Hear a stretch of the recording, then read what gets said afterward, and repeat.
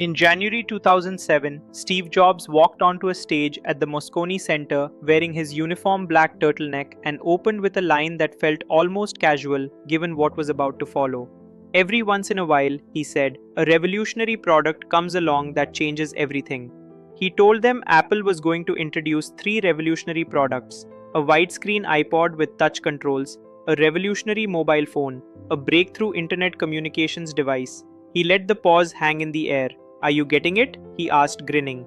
These are not three separate devices, this is one device. The room erupted.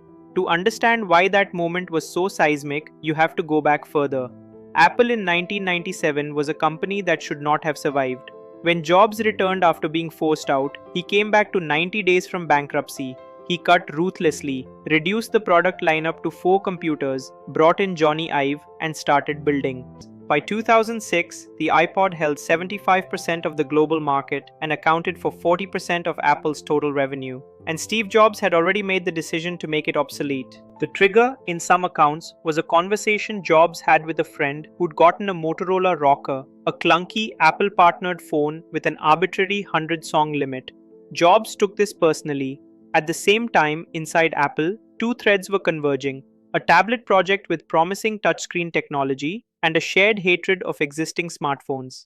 Symbian, Windows Mobile, BlackBerry, functional but designed by engineers who had never stopped to ask how a normal human being might want to interact with a device. Jobs brought these threads together.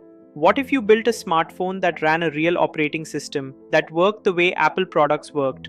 The project was called Purple. Engineers badged into locked sections. Even people inside Apple didn't fully know what they were building. What they were building was a device that ran a stripped-down version of OS X on hardware small enough to fit in a shirt pocket. A genuinely radical choice, since the accepted logic was that phones needed custom, lightweight software.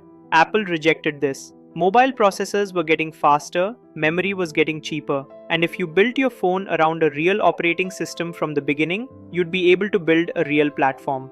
This decision, to treat the iPhone as a computer first and a phone second, was arguably the most consequential product decision of the 21st century. But first, the cannibalization question. By 2006, the iPod wasn't just a successful product, it was Apple's identity, and the iPhone was going to eat it. Jobs knew this, his team knew this, and they built the iPhone anyway. If you don't cannibalize yourself, he reportedly said, someone else will. This is easy to say. It is extraordinarily difficult to do. Most companies, when confronted with the prospect of destroying their most profitable product line, find reasons not to. Apple did it anyway. And this willingness to sacrifice the present for the future is, more than any specific technology or design choice, what separates Apple's trajectory from that of almost every competitor it has ever had. Nokia, the largest mobile phone manufacturer in the world, saw the iPhone coming. Its engineers wrote detailed internal memos about the threat and did not respond effectively. Success makes you conservative,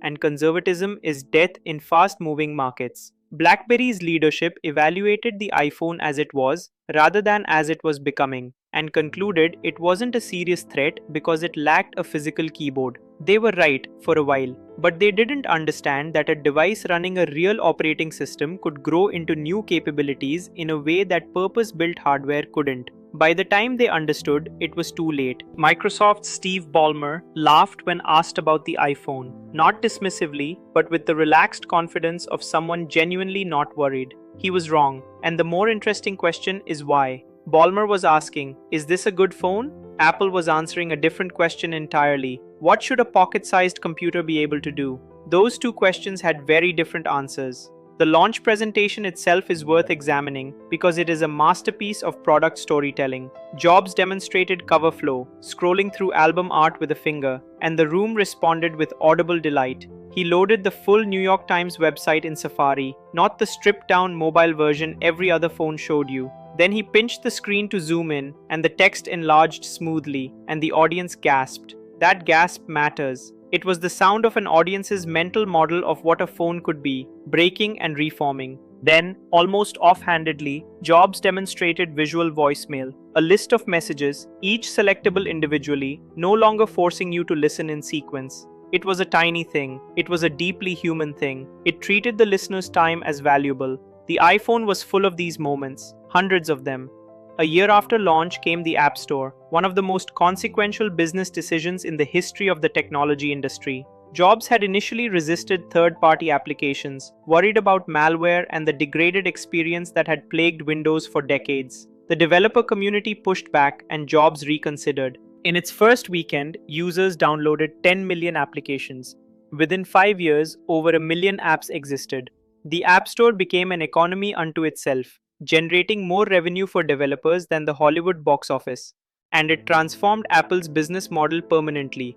Before the App Store, Apple made money selling hardware. After it, Apple took 30% of nearly every digital transaction that happened on that hardware. Central to everything the iPhone represents is vertical integration, deeply countercultural in an industry built on horizontal specialization. Microsoft made operating systems, Intel made processors, Dell made computers. The theory was that specialization drives excellence. It's not wrong. It won the first phase of computing. But Jobs believed that horizontal integration has costs that aren't visible until a vertically integrated alternative appears. When hardware and software are designed in different companies by people who don't share goals, you get products that work together tolerably well but not beautifully. Apple, designing iPhone hardware and software in the same building with the same ultimate goal, could do things that horizontal integration made structurally impossible. The custom A-series chips, tuned precisely for iOS workloads. The camera system, where Sony sensors are processed by Apple software that knows exactly what sensor it's working with. The gap between what competitors could produce and what Apple produced came entirely from this integration. The iPhone turned 17 in 2024. It remains the best-selling consumer product in the world by revenue. The ecosystem it seeded, the App Store, Apple Music, iCloud, Apple Watch, AirPods, has created a web of interdependencies so deep that switching to Android isn't just buying a new phone. It's dismantling a significant portion of your digital infrastructure and rebuilding it elsewhere. Most people don't do that. Most people don't even seriously consider it. Apple chose depth over breadth and became the most profitable company in history. The closed ecosystem extracts more value from each user. The open Android ecosystem reaches more users.